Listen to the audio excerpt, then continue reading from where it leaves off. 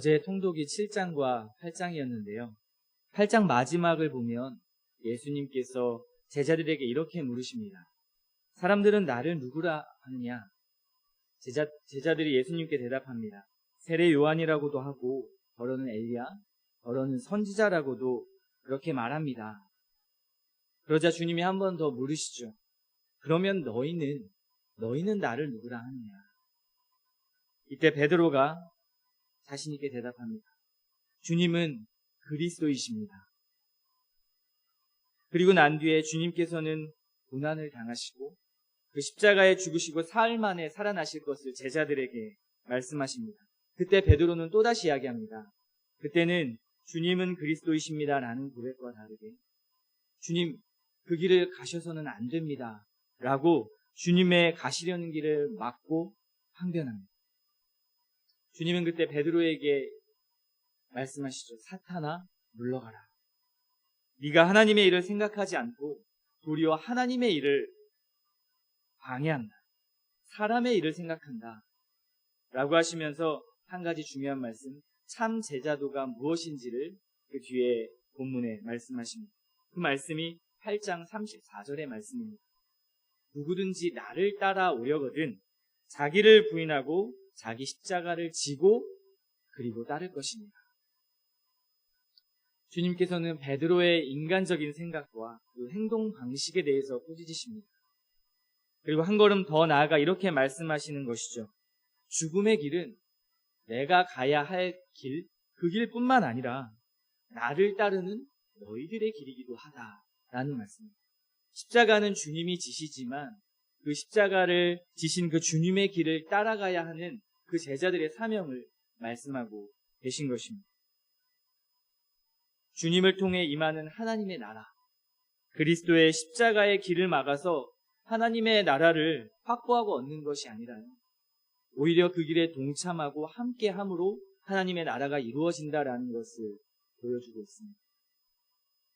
그렇다면 이 십자가를 질 수 있는 사람은 어떤 사람이 질 수 있는 것일까요?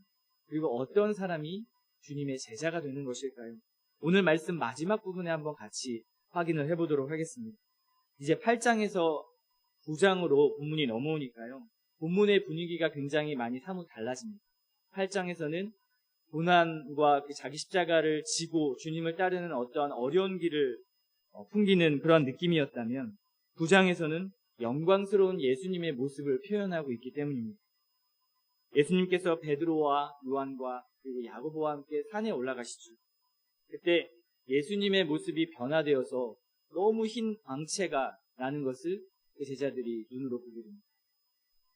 그리고 구약을 대표하는 두 선지자 모세와 엘리야를 그때 같이 함께 보게 됩니다. 그리고 나서 하늘에서는 이런 음성이 들리죠.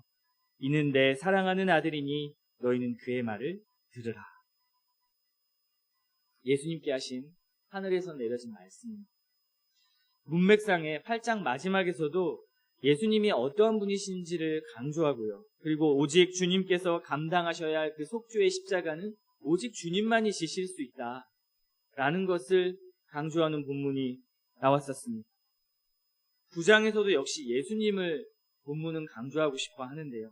고난의 길에서 영광스러운 모습의 그 예수님을 드러내는 이 본문은 참 의미심장한 상징적인 그러한 사건입니다. 왜냐하면 구약에 굉장히 위대했던 대표자 두 선지자가 나왔기 때문입니다. 한 명은 모세고요. 한 명은 엘리야입니다. 모세와 엘리야 예수님이 함께 대화를 나눈 장면이 9장 초반에 있습니다. 그런데 쉽게 말해 성경은 그 위대했던 구약의 선지자들을 보여주기는 하지만 이들을 우리의 구원자라고 설명하지는 않습니다. 왜냐하면 아무리 그들이 뛰어나기는 했지만요. 그들 역시 하나님의 피조물이기 때문입니다. 하나님이 보여주신 그 음성과 그리고 예수님의 그 광채가 그것을 증명해 줍니다. 진정한 구원자는 신적인 하나님의 아들 예수 그리스도라는 것. 이 사실을 우리 8장 마지막과 이 9장 초반에 이 본문의 사건을 통해서 확실하게 인지하고 그 다음 본문을 본다면 우리에게 그 본문이 훨씬 더 다가올 것입니다. 이 중요한 명제를 가지고 나를 한번 돌아보십시오. 진정한 구원자는 예수 그리스도이시다. 오직 예수님만이 하나님의 아들이시고 나의 구원자이심을 여러분들 믿으시죠? 이 고백 안에는 정말 많은 뜻이 내포되어 있습니다. 여러분들이 이 고백을 하실 때 이 고백 안에는 정말 많은 것을 함의하고 있습니다. 먼저는 8장에 나눈 말씀처럼 그 믿음은 주님이 가셨던 그 길을 따라 걷는 삶을 내포합니다. 그렇죠. 자기를 부인하는 삶, 그리고 십자가의 길을 걷는 삶. 그 길을 주님께서 우리에게 알려주셨고 명령하셨습니다. 이런 것이죠. 네가 나를 믿느냐? 그렇다면 신뢰하고 나를 따라와라. 비록 그 길이 조금은 고단하고 피곤하고 힘든 길이 될 수 있다는 것을 나도 잘 안다. 하지만 나를 진리로 믿는다면, 나를 구원자로 믿는다면 너를 부인하고 구원자인 나를 의지하고 따라오면 되지 않겠니? 라고 말씀하는 것이죠. 예수님을 믿는 이 믿음 안에, 그리고 이 믿음의 고백 속에 제자도가 함께 있어야 함을 기억하십시오. 이제 이 제자도, 이 고백에 관한 이야기가 한 사건을 통해서 자세하게 드러납니다. 그것이 오늘 우리가 읽은 본문인데요. 14절부터 그 내용을 보면 귀신 들린 한 소년이 있습니다. 병든 소년이 있습니다. 산에서 놀라운 경험을 하고 내려오신 예수님, 그리고 그 세 제자가 있었는데 그 나머지 제자들은 아마도 그 산 밑에서 있었던 것으로 보입니다. 그때 그 나머지 제자들이 서기관들과 논쟁을 하고 있죠. 논쟁의 쟁점은 이것이었습니다. 예수님께서 능력이 있는 분이고 그 능력 있는 분의 제자들이 이제 그 제자들이니까 예수님과 같은 능력을 보여줘야 하는데 그렇지 못하고 소년의 몸에서 귀신을 내쫓지 못했다라는 것입니다. 이것이 이제 서기관들과 논쟁이 된 것이죠. 그때 예수님이 그 앞에 나서셔서 그 아이 앞에 이렇게 서십니다. 그런데 그 소년의 아버지의 고백이 이렇습니다. 예수님, 무엇을 하실 수 있거든 우리를 불쌍히 여기사 도와주옵소서. 굉장히 은혜로운 고백인 것 같은데 앞에 조건이 있죠. 무엇을 하실 수 있거든 해주십시오. 못하면 못해도 괜찮습니다. 라는 말이 내포되어 있는 것입니다. 하실 수 있거든. 아마도 그 소년의 아버지는 그 앞에 제자들이 실패했던 것을 염두에 두고 말했던 것 같습니다. 혹시 예수님도 실패할 수 있지 않을까라는 걱정이 있었던 것이죠. 그런 믿음 없음이 있었던 것입니다. 그래서 주님이 23절에 말씀하십니다. 할 수 있거든이 무슨 말이냐. 믿는 자에게는 능히 하지 못할 일이 없느니라. 주님은 소년의 아버지의 믿음 없음을 책망하십니다. 그러자 곧바로 그 아버지가 다시 고백합니다. 내가 믿겠습니다. 내가 믿나이다. 나의 믿음 없는 것을 도와주소서. 이 본문은 이와 같이 믿음에 대한 주제, 그리고 예수님의 신적인 정체성, 아까 제가 말씀드렸던 예수님은 우리의 구원자이십니다. 라는 그 정체성의 주제를 함께 연결하고 있습니다. 이것이 8장부터 이어지는 하나의 주제인데요. 주께서는 어떤 분이신가? 라는 것과 그분의 사명을 제자들에게 알려주고 보여주셨다라는 것, 그리고 하나님의 아들이자 구원자 주님을 믿는 그 믿음 안에서는 어떠한 것도 불가능이 없다라는 것을 같이 말씀하고 있습니다. 주님은 그래서 말씀하시죠. 할 수 있거든이 무슨 말입니까? 할 수 있거든 해주십시오라는 이 확신 없는 간구를 주님은 믿음 없음으로 정의하십니다. 신뢰하지 못하는 간구를 책망하시는 것입니다. 여러분, 주님이 여러분의 죄를 구속해 주시고 인생을 180도 바꾸어 놓으셨습니다. 그런 분이라고 여러분 믿으십니까? 그런데 왜 우리는 주님을 완전히 의지하지 못하는 것일까요? 바로 우리의 경험 때문입니다. 이미 어릴 때부터 알았던 이 아이의 귀신 들린 이 병이 현실적으로, 지속적으로 고치지 못했음을 본인은 경험했습니다. 예수님을 따르는 제자들까지 와서 능력이 있다고 하는데 고칠 줄 알았던 그 병과 귀신을 내쫓지 못했던 것이죠. 그 실패했던 경험들이 그의 마음을 흔들었습니다. 정작 믿어야 할 예수님을 믿지 못하게 만들었던 것이죠. 살아계신 하나님의 아들, 그 아들을 다른 사람들은 여럿 경험하고 그 주님의 능력과 은혜를 경험하고 있는데, 근데 정작 내 앞에서는 그저 젊은 목수, 그 젊은 목수로밖에 보이지 않는 것이죠. 크신 하나님을 나의 작은 믿음의 눈으로 보고 판단할 때 그 하나님이, 그 광대하신 하나님이 너무나 작게 보이는 것입니다. 그러면 반대로 질문할 수 있습니다.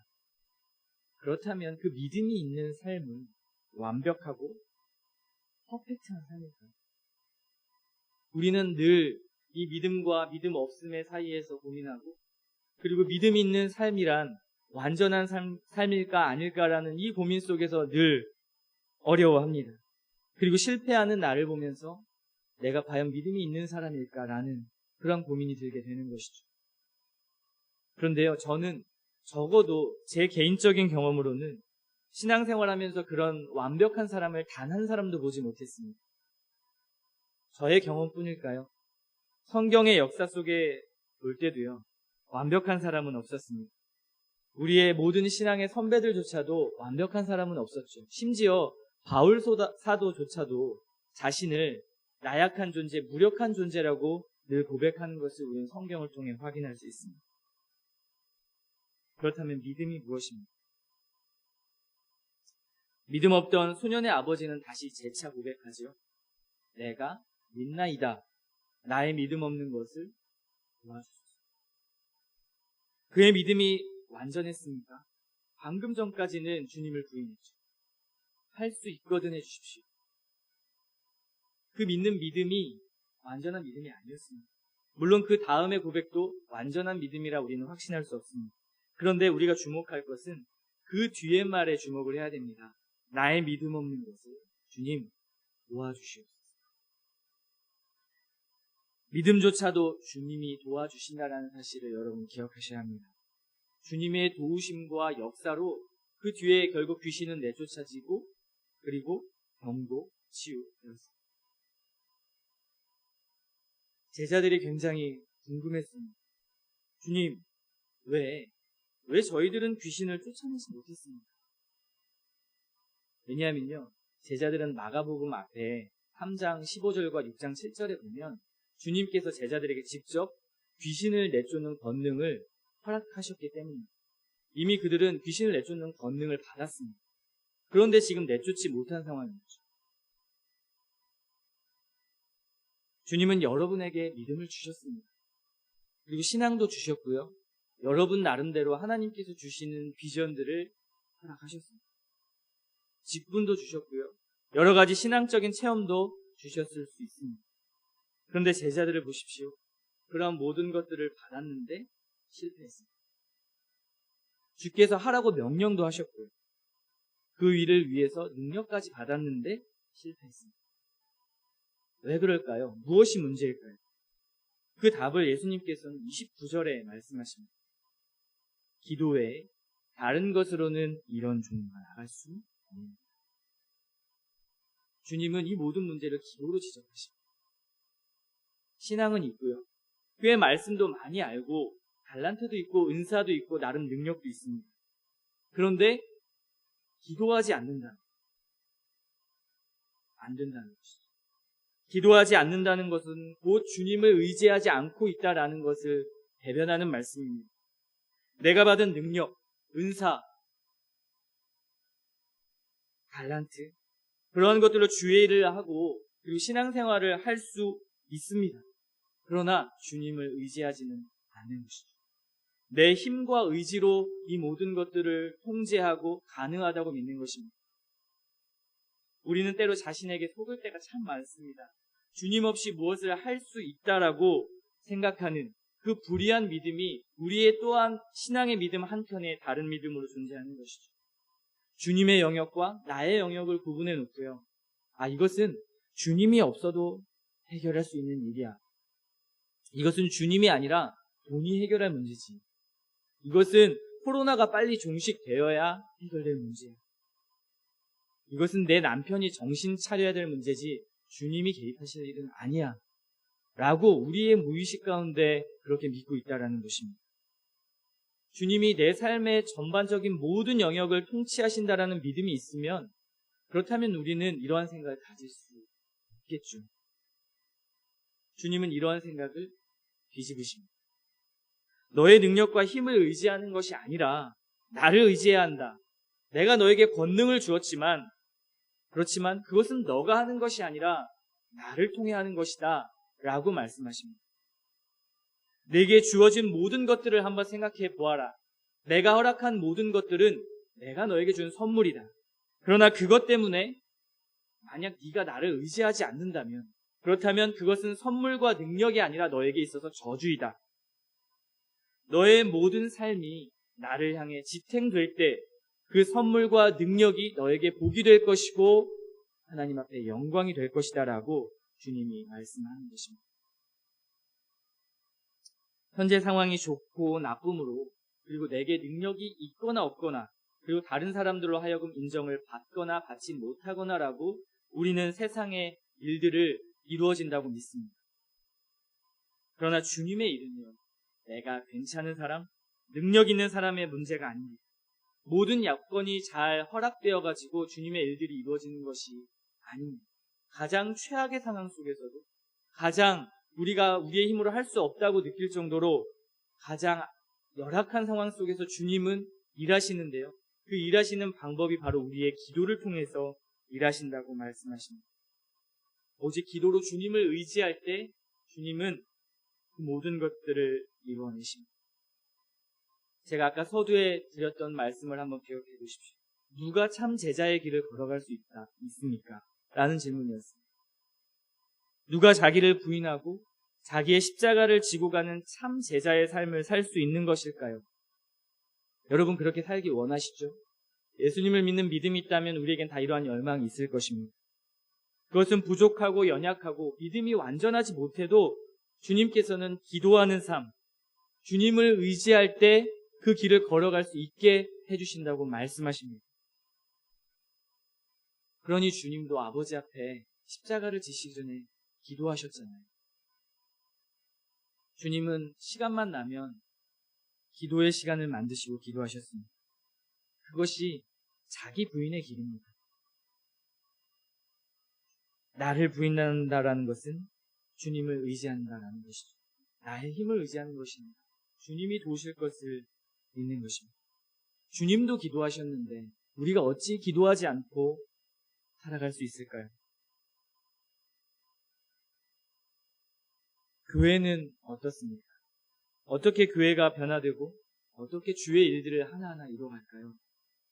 우리의 능력, 우리의 실력, 어떤 목회자의 탁월한 리더십, 똑똑함과 기발한 아이디어, 탁월한 설교, 또는 성도들의 구성원들이 세상에서 인정받는 사람들로 성도들이 교회 안에 구성되어 있다면, 그렇다면 완벽한 직분자들이 세워지고 조직을 갖추어서 완벽한 교회가 되는 것일까요? 우리의 생각은 무의식 속에 이러한 생각들이 내포되어 있습니다. 그런데 오늘 말씀을 통해 우리는 기억해야 합니다. 이것은 주님이 기도 다음으로 쓰는 방편의 일입니다. 기도가 우선이죠. 이것들이 기도를 앞설 수 없고요. 달란트와 은사가, 능력이, 권능이 기도를 앞설 수 없다고 주님 말씀하십니다. 교회가 교회되는 것도 기도할 때 가능한 일이고, 가정이 가정다울 수 있는 것도 기도할 때 가능합니다. 사람이 변하지 않습니까? 옹고집 같은 그 고집을 가진 남편, 아내, 신앙이 없어가지고 언제 변화될까라고 걱정하는 답답한 자녀들. 주님은 한 사람의 기도를 통하여 그들의 마음을 여시고 변화시키십니다. 주님이 하시는 일이지 우리가 할 수 있는 일이 아닙니다. 도저히 해결할 수 없을 것 같은 그러한 일들이 여러분에게 주어져 있다면 주님이 말씀하십니다. 할 수 있거든이 무슨 말이냐? 믿는 자에게는 능치 못하는 기도해라. 그럼 내가 역사할 것이다. 라고 주님이 말씀하십니다. 기도 없이 살 수 있다고 생각하는 것은 내 힘으로 내가 구원을 얻겠다는 것, 내 힘으로 내 인생을 살아가겠다는 것과 마찬가지라는 것을 여러분 기억하십시오. 도리어 기도 없는 삶은 자유도 없습니다. 결국 나의 힘과 능력으로 모든 것을 해내야 하기 때문에 우리 인생에 있어 자유가 없습니다. 그러나 주님께 모든 것을 맡겨보십시오. 그러면 우리에게 있던 무거운 짐과 마음은 한결 가벼워질 것이고, 아니요, 완전히 가벼워질 것이고요. 그리고 우리의 삶은 자유로울 것입니다. 여러분이 세상에 얽매이지 않는 삶이 바로 주님을 의지하는 삶입니다. 오늘 기도 가운데 하나님을 더욱 의지하고 신뢰할 수 있도록 간구한 기도를 드렸으면 좋겠습니다. 주님만을 의지하고 주님만을 신뢰합니다. 나의 믿음 없는 것을 도와주시옵소서라고 기도하는 은혜의 아침 되시기를 소원합니다. 기도하겠습니다.